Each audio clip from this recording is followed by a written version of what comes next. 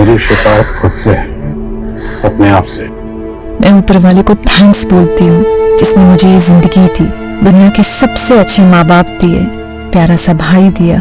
लेकिन मुझे नहीं मालूम था मेरी एक भूल मुझे उनसे इतना दूर कर देगी। मुझसे बहुत बड़ी भूल हो गई जिसकी सजा मैं अपने आप को दे रही हूँ। मुझे हमेशा अफसोस रहेगा कि मैं आपका साथ छोड़कर जा रही हूँ।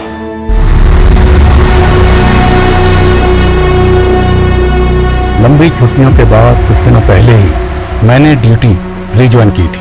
फिर मेरे पास आया सेजल मेहता केस। इस केस ने मेरे जहन को इतना थका दिया कि लगने लगा मैं इस केस में एक अरसे से उलझा हुआ हूं। मैं जब भी इस लड़की के बारे में सोचता हूं तो एक अजीब ख्याल मेरे जहन को जकड़ लेता है। पुलिस वाले मृत विक्टिम से कभी मिल तो नहीं पाते, लेकिन फिर भी उन्हें विक्टिम की जिंदगी में उतरना पड़ता है, जिसे एक भूल का नाम दिया गया था।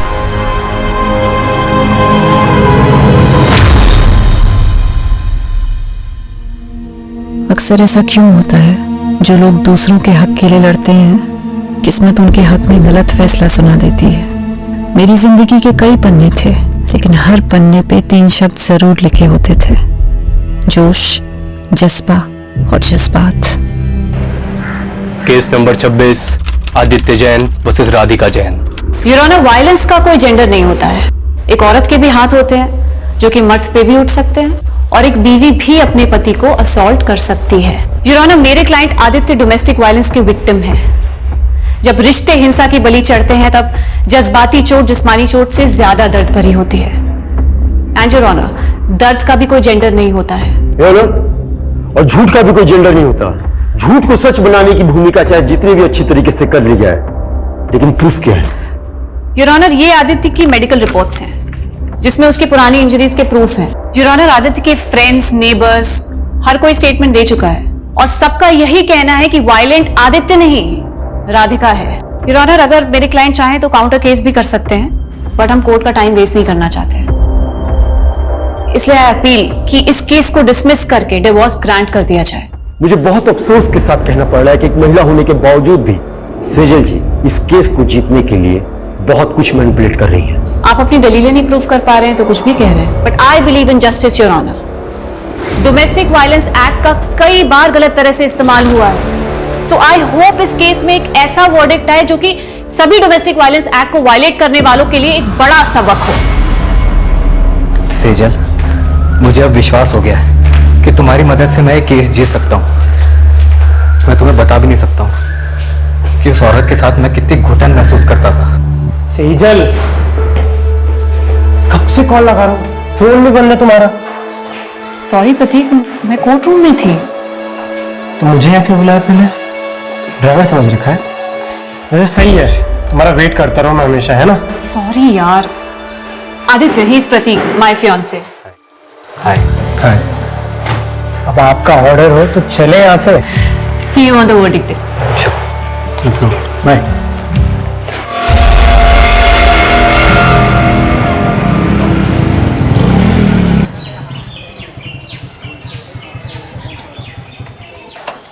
मैंने तुमसे कहा था ना, I was not prepared, और तुम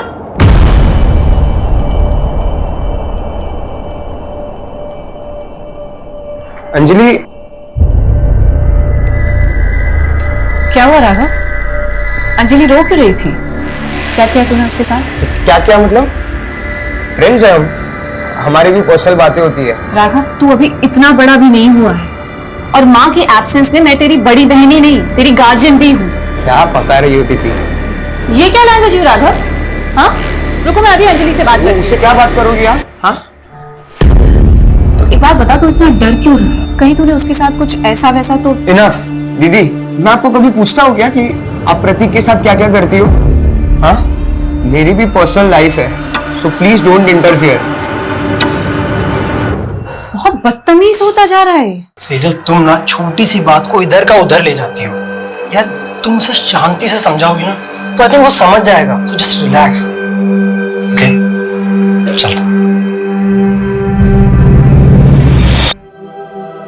बाहरी दुनिया से जूझना जितना मुश्किल होता है, उससे कहीं ज्यादा मुश्किल उन रिश्तों से जूझना होता है जिनके लिए हम जीते हैं। अपनों की हार के आगे बाहरी दुनिया की जीत भी फीकी लगती है। आदित्य जैन वर्सेस राधिका जैन। इस केस के फैक्ट्स, स्टेटमेंट्स और प्रूफ्स पे बारीकी से गौर करने के बाद ये कोर्ट आदित्य जैन को डोमेस्टिक वायलेंस के चार्जेस से बरी करती है।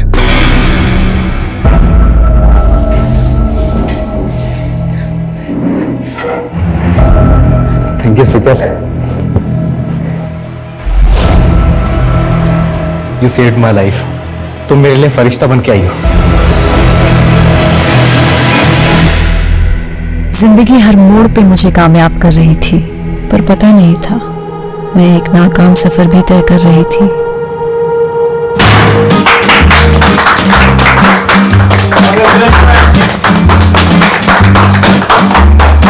Many congratulation Sejal.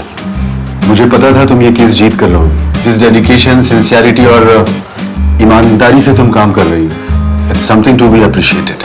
Thank you sir, लेकिन मुझे आपसे बहुत जरूरी बात। आज कोई काम की बात नहीं होगी। It's a celebration time.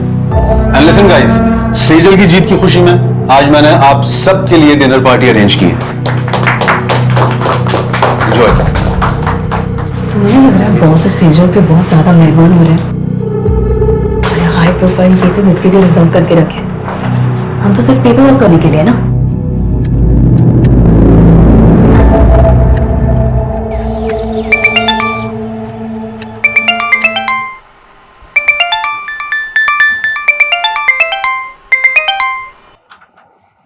Raghav, अखबार में सेजल और उसके केस के बारे में छपा हुआ है और उसने मुझे बताया भी नहीं। कहाँ है वो? दीदी सो रही होगी ना, मुझे भी सोने दो। 8 बज रहे हैं राघव, उठ और सेजल से कह मुझे फोन करेगी। दीदी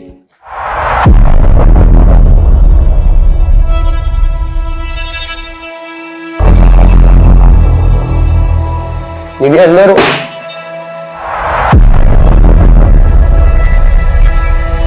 दीदी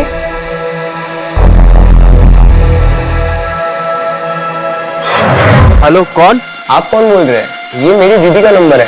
आपकी दीदी? वो यहाँ हाईवे पे घायल पड़ी है। क्या?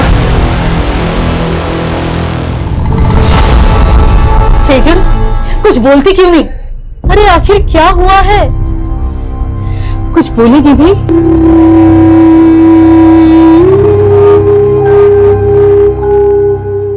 मुझे लगता है शायद दीदी के साथ रेप। क्या? इसलिए पूरे रास्ते कुछ बता नहीं रही थी। मैंने उससे काफी बार पूछा क्या हुआ दीदी, लेकिन उन्होंने कुछ बताया नहीं। पुलिस को बुलाना चाहिए। नहीं, मुझे सेजल से अकेले में बात कर लेने दे। तुम बाहर जाओ।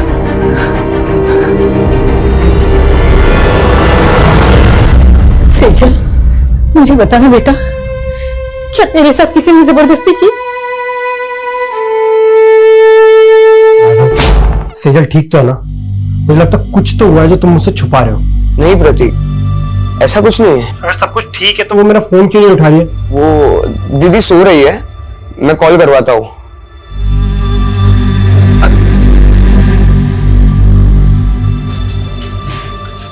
पड़ोसी कुछ भी कह रहे हैं, तिल का ताड़ बना रहे हैं। लेकिन माँ सच सच बताओ, दीदी की तरह आप भी मुझसे कुछ छुपा नहीं रही हो ना? उन्होंने आपको बता दिया ना कि उनके साथ रेप हुआ है। ऐसा कुछ नहीं है, डॉक्टर को दिखाया था ना सेजल को। मुझे भी उसकी परवाह है, तू फिक्र मत कर, वो धीरे धीरे नॉर्मल हो जाएगी। नहीं, यहाँ बैठे बैठे कुछ नहीं होगा। मैं दीदी को लेके जा रहा हूँ, काम करेगी तो उनका मन बदलेगा। ठीक है, मैं भी तेरे और सेजल के साथ वहां आती हूँ।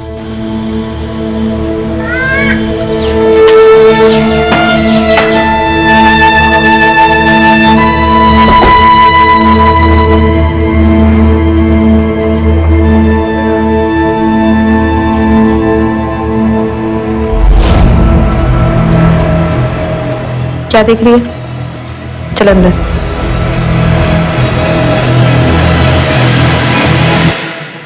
बेटा, तूने जिंदगी में कभी हार नहीं मानी। मैं तुझे ऐसे बुझा बुझा नहीं देख सकती।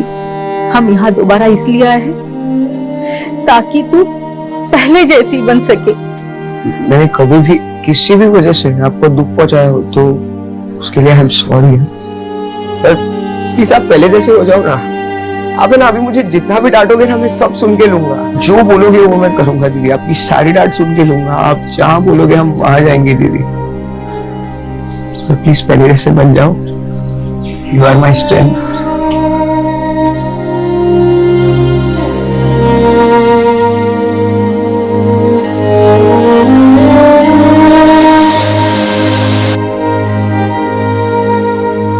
अपने दर्द छिपा के मैं पहली बार एक झूठी जिंदगी जीने की कोशिश कर रही थी।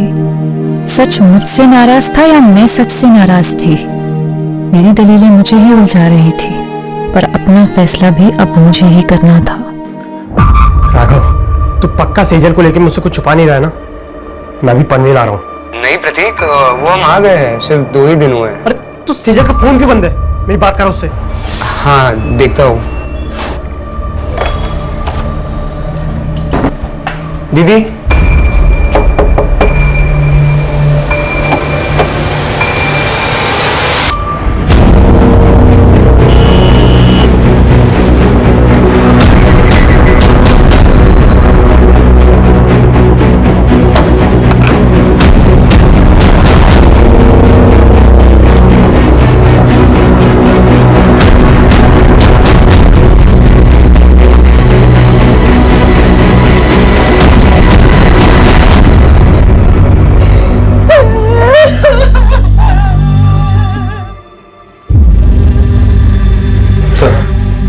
ये देख, मेरी शिकायत खुद से, अपने आप से। मैं ऊपर वाले को थैंक्स बोलती हूँ जिसने मुझे ये जिंदगी दी, दुनिया के सबसे अच्छे माँ बाप दिए, प्यारा सा भाई दिया। लेकिन मुझे नहीं मालूम था मेरी एक भूल मुझे उनसे इतना दूर कर देगी। मुझसे बहुत बड़ी भूल हो गई जिसकी सजा मैं अपने आप को दे रही हूँ। मुझे हमेशा अफसोस रहेगा कि मैं आपका साथ छोड़कर जा रही हूँ।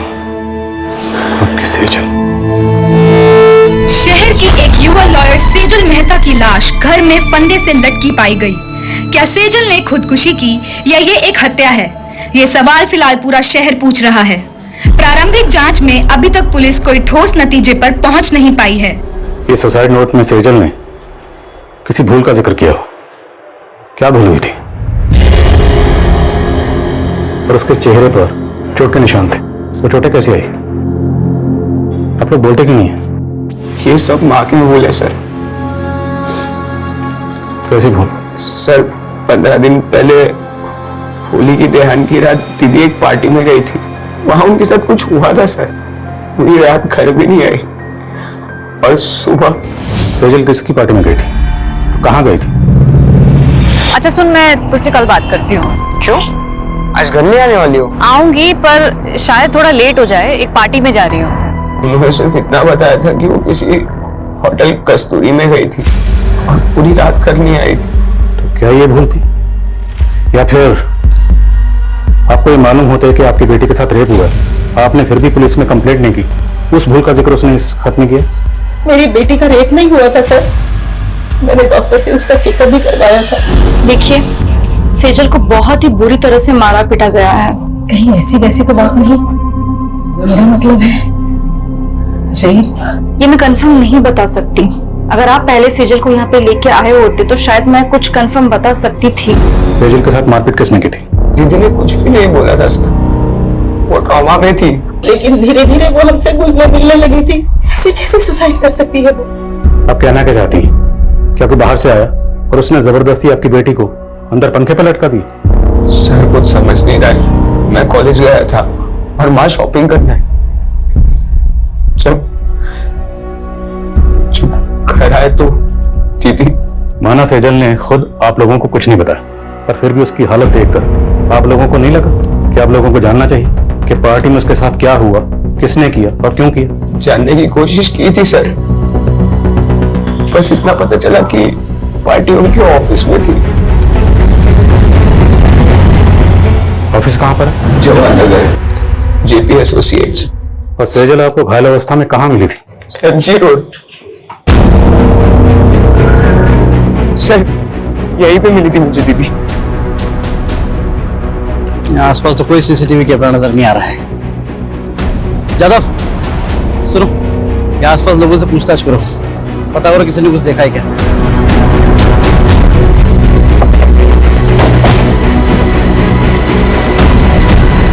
सेजल बहुत स्ट्रांग लड़की थी, मैं मान ही नहीं सकता कि वो सुसाइड करेगी। 12 मार्च की रात आपके ऑफिस की तरफ से कोई पार्टी थी?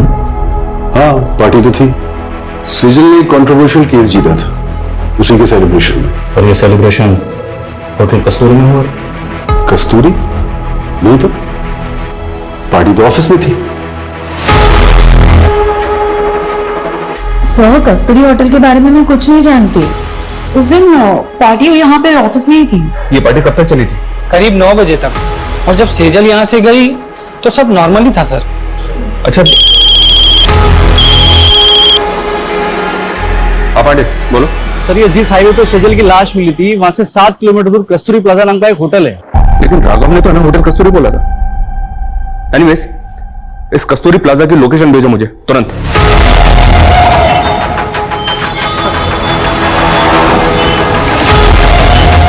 नहीं सर, 12 मार्च को यहाँ कोई पार्टी नहीं थी। इस लड़की को आपने यहाँ देखा था? सर यहाँ तो बहुत से लोग आते हैं, मुझे याद नहीं है। पांडे, 12 मार्च को यहाँ पे जितने भी गेस्ट आए थे सबकी लिस्ट चेक करो और यहाँ का सीसीटीवी फुटेज भी चेक करो। चाहे सेजल यहाँ पे आई हो।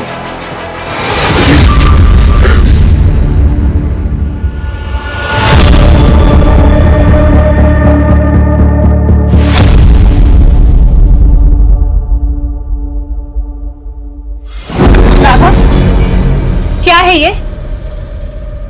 मैंने मेरे बैंकिंग ऐप का पासवर्ड बता दिया तो तुम मिसयूज करोगे मेरे फंड्स का? किससे पूछ के तूने 35,000 रुपए निकाले मेरे अकाउंट से? मैं आपको बताने ही वाला था। और क्या करेगा तू इतने बड़े अमाउंट का? बोल।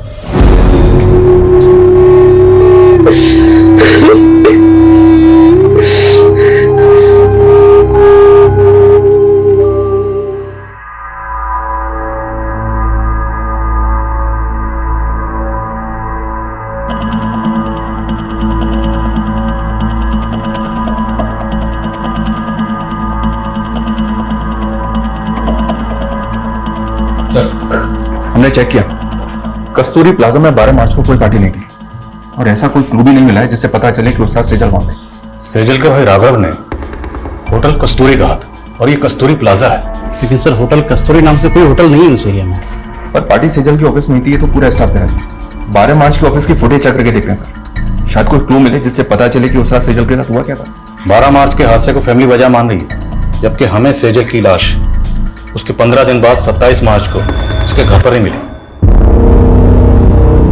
भाई ये फैमिली हमें पार्टी और होटल के चक्कर में बेवजह उलझा तो नहीं गई? उनके बयान अटपटे तो हैं। भाई कह रहा है कि उसका रेप हुआ था, माँ कह रही कि उसका रेप नहीं हुआ था। और ये सुसाइड नोट, इस सुसाइड नोट में सेजल ने किसी भूल का जिक्र किया। जब उनसे पूछा गया कैसी भूल, इस बात का उनके पास कोई जवाब नहीं। आपको लग रहा है ये मर्डर भी हो सकता है? मर्डर के एंगल को भी रूल आउट नहीं किया जा सकता। मर्डर या सुसाइड, 12 मार्च से लेकर 27 मार्च तक फैमिली की एक्टिविटी पता करो। 12 मार्च पे फोकस करो और पता करो कि 12 मार्च को सेजल ऑफिस के अलावा और कहां गई थी। 13 मार्च से 24 मार्च के बीच ये फैमिली पनवेल में थी सर। तो पनवेल में अपने खबरियों को एक्टिव करो और पनवेल से लौटने के बाद 24 मार्च से लेकर 27 मार्च के बीच में फैमिली में क्या क्या हुआ सब पता करो। और जिस डॉक्टर ने सेजल को एग्जामिन किया था उससे मिलना पड़ेगा, और जिस लड़के से सेजल की मंगनी हुई थी उसे पूछताछ के लिए बुलाओ। मैंने 14 मार्च को सेजल का चेकअप किया था। उसके घाव 2-3 दिन पुराने थे। 6-7 जगह तो ब्लड क्लॉट्स हुए थे। ऐसा लग रहा था मानो जैसे कुछ बेल्ट की चीजें से मारा गया है। सेजल का रेप हुआ था नहीं? मैं इसको लेके श्योर नहीं हूँ। इनफैक्ट मैंने सेजल के मॉम को भी बोला था। आपकी सेजल से कुछ बात हुई थी? उसने आपको कुछ बताया कि उसके साथ ये सब कैसे हुआ? मैंने सेजल को बहुत पूछा पर उसने कुछ बताया नहीं।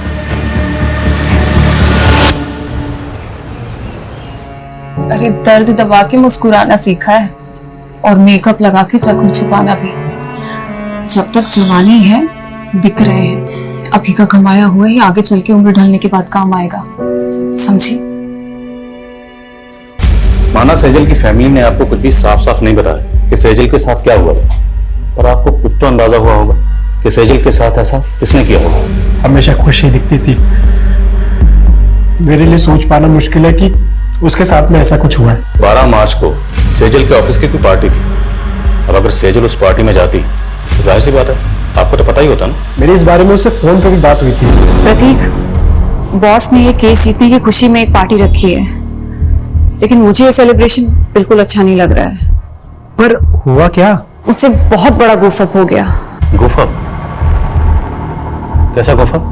सर क्लियरली मुझे कुछ नहीं पता है, but it was something related to her work.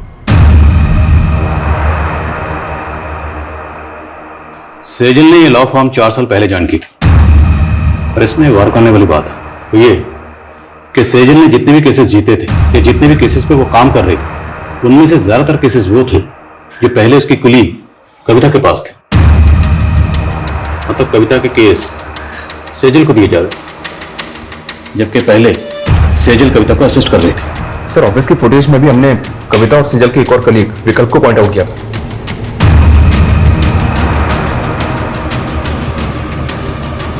ये देखिए सर, सेजल ऑफिस से आखिरी बार कविता और विकल्प के साथ जाती हुई दिख रही। सर सेजल के 12 मार्च के सीडीआर के अकॉर्डिंग उसकी आखिरी 2 फोन कॉल्स भी जानने जैसी हैं। सेजल ने रात को 8 बजे आदित्य जैन को कॉल किया था और फिर ठीक उसके बाद राधिका जैन ने सेजल को कॉल किया। आदित्य जैन सेजल का क्लाइंट था और राधिका आदित्य की बीवी।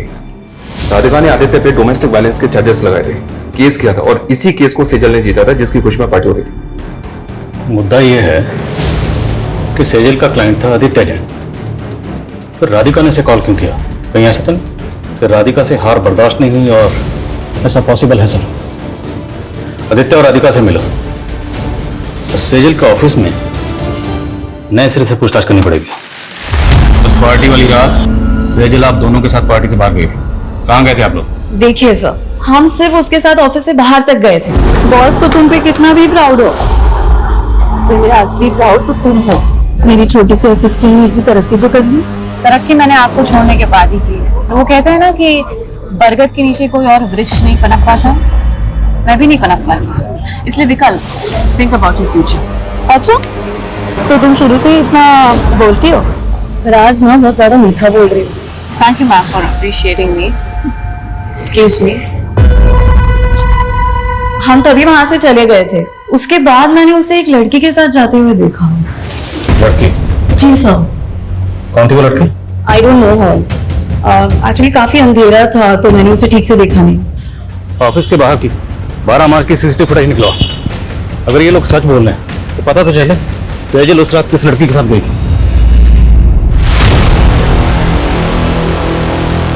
मैंने तुम्हें रोका था, लेकिन तुमने मेरी बात नहीं मानी और अब तुम्हारी वजह से अब मैं प्रेग्नेंट हूँ।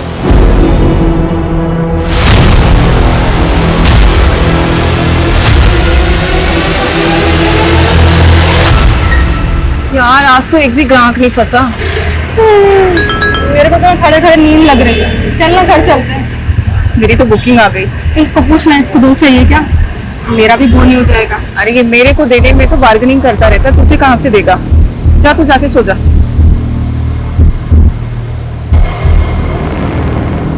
आदित्य से केस हार गई थी, वो भी सेजल की वजह से। तो फिर 12 मार्च की रात को आपने सेजल को किस इरादे से कॉल किया? नहीं सर, मैंने उसे कॉल नहीं किया था।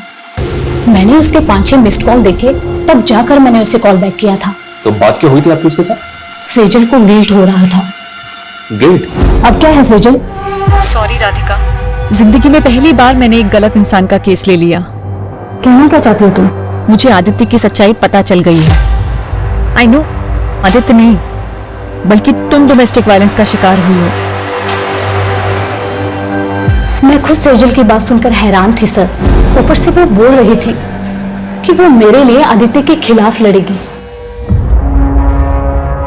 हाँ बोलो। सर ये आदित्य के घर पे तो ताला है और मैंने पता किया ये 12 मार्च से ही गायब है और काफी दिनों से इसका फोन भी बंद आ रहा है। आदित्य का 12 मार्च से गायब होना और आदित्य की वाइफ राधिका का यह कहना कि सेजल को उसके लिए गिल्ट हो रहा था, मामला कुछ समझ में नहीं आ रहा। इस गिल्ट को क्या हम सुसाइड नोट में लिखी भूल से कनेक्ट कर सकते हैं? तो फिर सवाल यह है कि इस केस को जीतने के बाद 12 मार्च को जो पार्टी दी गई, सेजल उसमें शामिल थी। सेजल उस पार्टी में क्यों गई? राधिका की बात पर हम ऐसे ही यकीन नहीं कर सकते, हमें खुद क्रॉस चेक करना होगा। Right sir. जिस औरत पर अपने पति को टॉर्चर करने का आरोप हो, वो सेजल से बदला लेने के लिए उसको भी तो टॉर्चर करवा सकती है। तो फिर आदित्य क्यों गायब है? सर शायद उसको भी राधिका नहीं गायब करवाओ, वो उसका राज जानता था। अब इस राज से पर्दा तभी उठ सकता है जब हमें पता हो कि आदित्य क्यों गायब हुआ और कैसे गायब हुआ। आदित्य की बैकग्राउंड खंगाल, और मुझे लगता है कि हमें इस बारे में सेजल के बॉस से बात करनी चाहिए। सर हमें सर सेजल की पोस्टमार्टम रिपोर्ट। पोस्टमार्टम रिपोर्ट के मुताबिक कॉज ऑफ डेथ स्ट्रैंगुलेशन, मतलब मौत दम घुटने से हुई।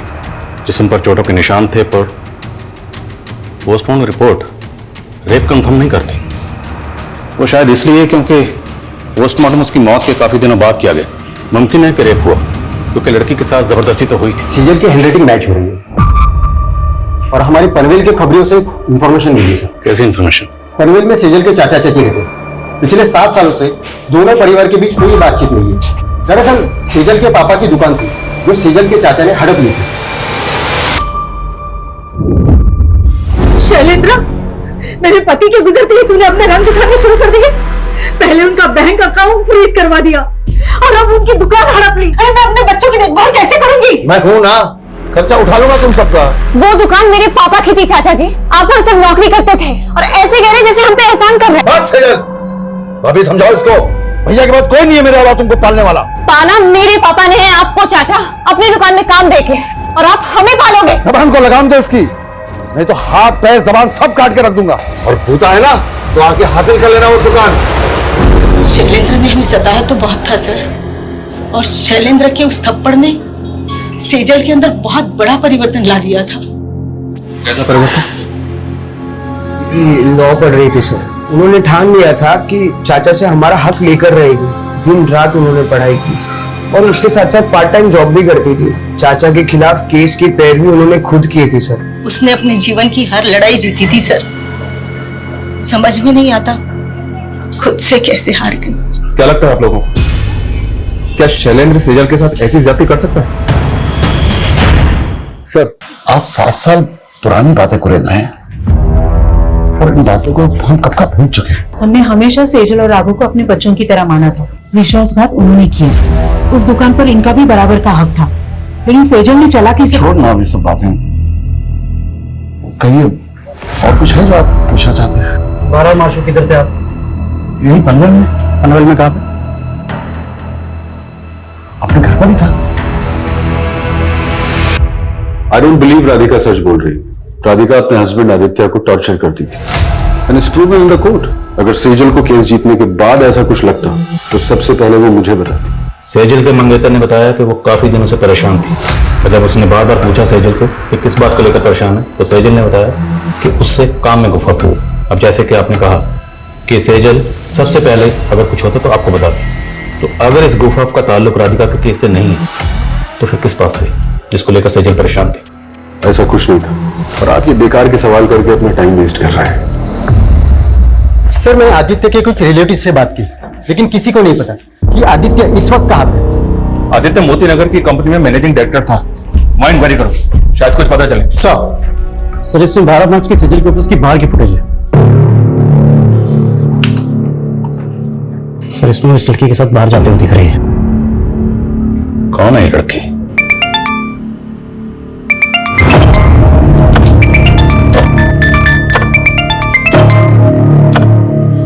हाँ बरखा बोल। सिमी, एक गाड़ी वाले ने मुझे बहुत टॉर्चर किया।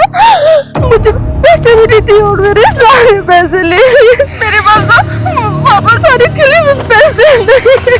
तू घबरा मत बरखा, कहाँ है तू बता मुझे, मैं आती हूँ तुझे लेने।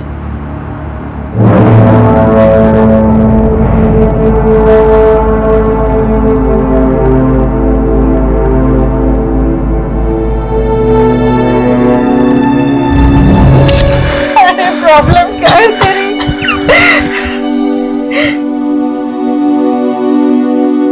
क्या चाहता है तू? फिर से मैं वही दिन देखूं? हाँ?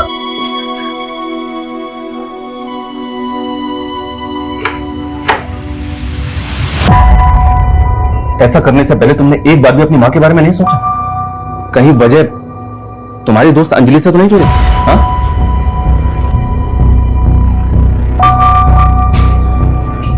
ये देखो, और मैं बताऊं कि 12 मार्च की रात को अंजलि सेजल से मिलने क्यों गई थी? 35,000 रुपए राघव कोई छोटी मोटी रकम नहीं होती है। और क्या करेगा तू इतने बड़े अमाउंट का? क्या हुआ? सच सच बता, बात क्या है? दीदी, अंजलि प्रेग्नेंट है। इतनी बड़ी बात तुमने हमसे छुपाई? सर मैं गिल्ट में था, कहीं मेरी इसी भूल की वजह से तो दीदी ने। सॉरी।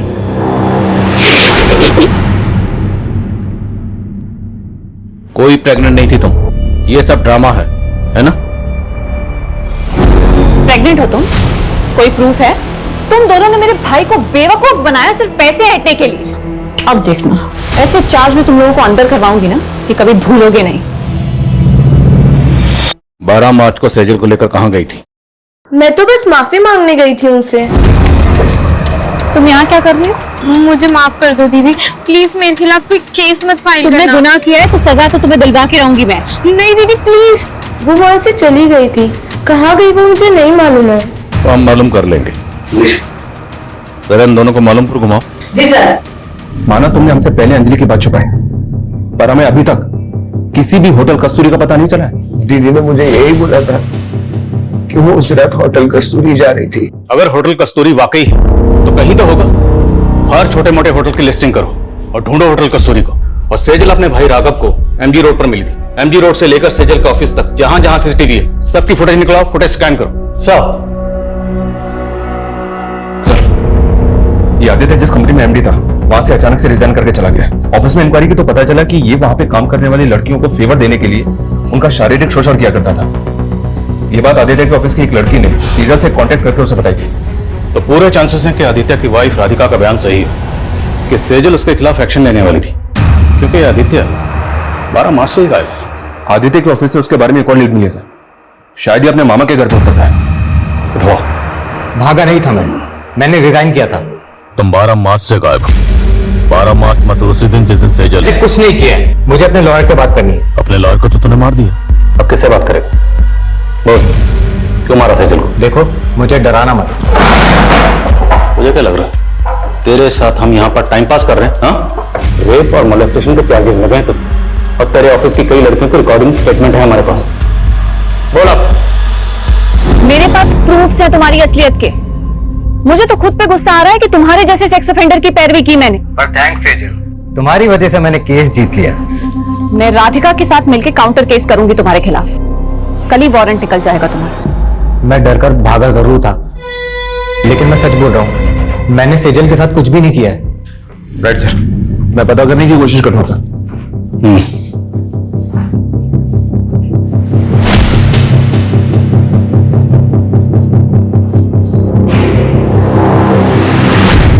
सेजल ने जिस भूल का जिक्र किया था, क्या भूल ये थी कि उसने आदित्य जैसे गलत आदमी की पैरवी की? अगर हाँ, तो फिर वो 12 मार्च से लेकर 27 मार्च तक खामोश क्यों थी? और कोई भी भूल इतनी बड़ी कैसे हो सकती है जिसकी वजह से सेजल जैसी लॉयर सुसाइड कर ले?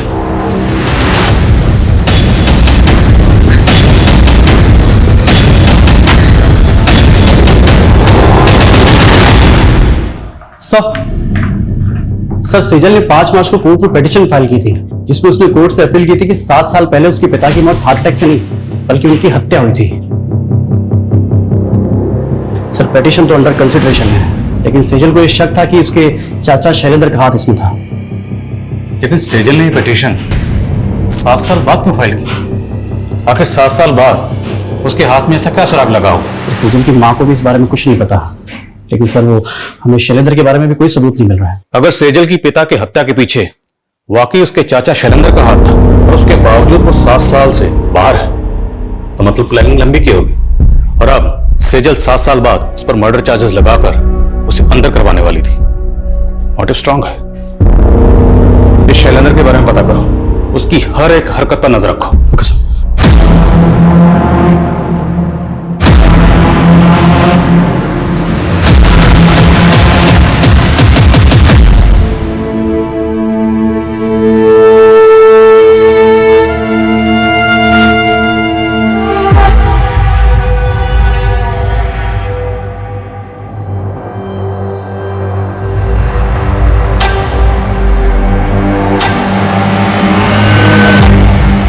रोज रोज पेट पे लात मारती हूँ मैडम?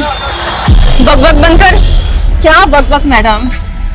जो मर्डर करके भाग जाते हो उनको तो आप पकड़ नहीं पाते हो और हमारे जैसों को दबोच लेते हो आप। क्या बोल रही है तू? किसका मर्डर? मेरी दोस्त का मर्डर। 6 महीने पहले 12 मार्च को हाईवे रोड पे मेरी दोस्त को मार दिया गया था। उसकी सुनवाई हुई अभी तक? चल ठीक है गाड़ी में बैठ।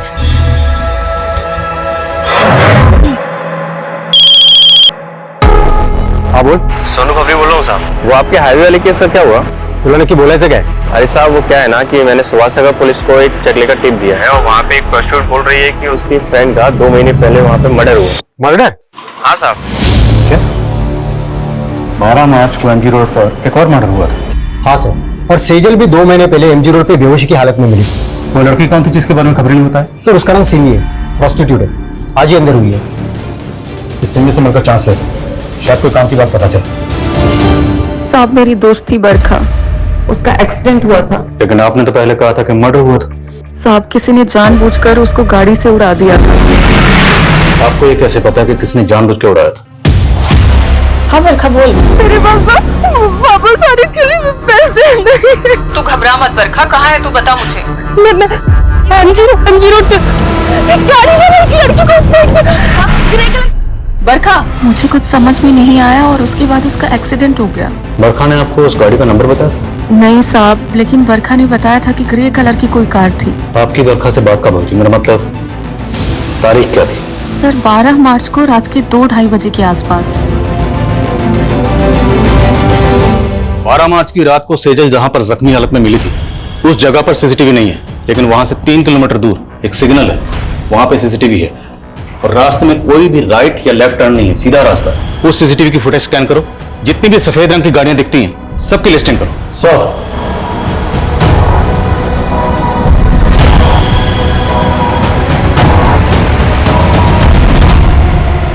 उस रात 2 बजे के बाद उस रास्ते से ये 7 ग्रे कारें गुजरी थी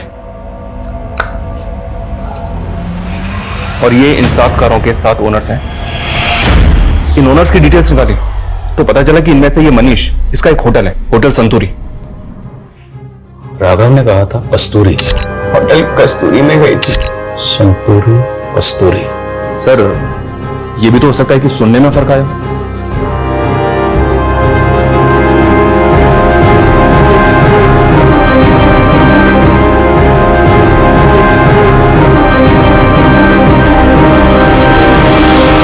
मेरा यकीन कीजिए सर, मेरी सेजल से कोई दुश्मनी नहीं थी। मैं तो बेकार में अपने दोस्त के लफड़े में फंस गया। कौन दोस्त?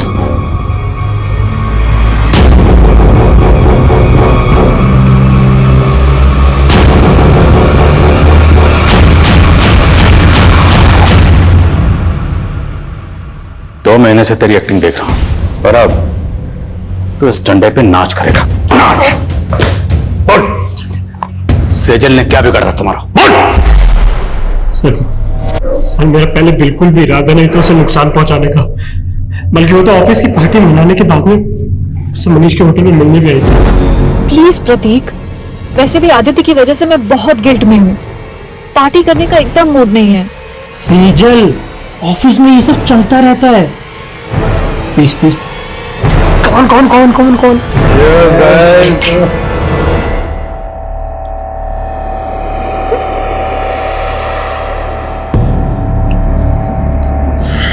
सेजल,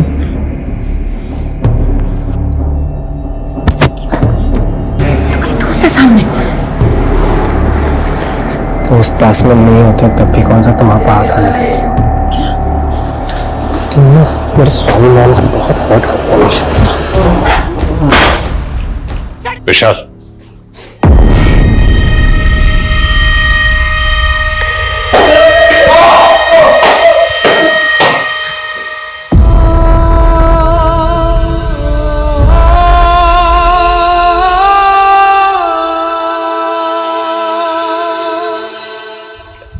सर सेजल के साथ उसके अपनी मंगेतर ने इतना सब किया, फिर भी वो 15 दिन तक चुप रही। जबकि सेजल कोई आम लड़की नहीं थी, एक लॉयर थी, एक ऐसी लॉयर जो लोगों के इंसाफ के लिए ईमानदारी से लड़ती थी। सेजल प्रतीक को बचपन से प्यार करती थी। उसने प्रतीक पर आंख बंद करके भरोसा किया, लेकिन प्रतीक ने उसके भरोसे को तोड़ा। जब इंसान को किसी अपने सबसे ज्यादा करीबी से धोखा मिलता है तो उस इंसान का पूरी इंसानियत से भरोसा उठ जाता है। सेजल के साथ भी यही हुआ। उसने अपने सुसाइड नोट में यही लिखा कि उसे लग रहा था कि प्रतीक पे भरोसा करके उसने अपनी जिंदगी की सबसे बड़ी भूल की। वो भूल जरूर थी, लेकिन सबसे बड़ी नहीं। सबसे बड़ी भूल थी उसका अपनी जिंदगी को खत्म करना, खुदकुशी करना। हम सब की जिंदगी में दुश्वारियां आती, परेशानियां आती, लेकिन उन परेशानियों से लड़ते हुए, दुश्वारियों से जूझते हुए, जद्दोजहद करते हुए जिंदगी में आगे बढ़ना होता है। इसी का नाम जिंदगी है। मौत किसी मसले का हल नहीं है।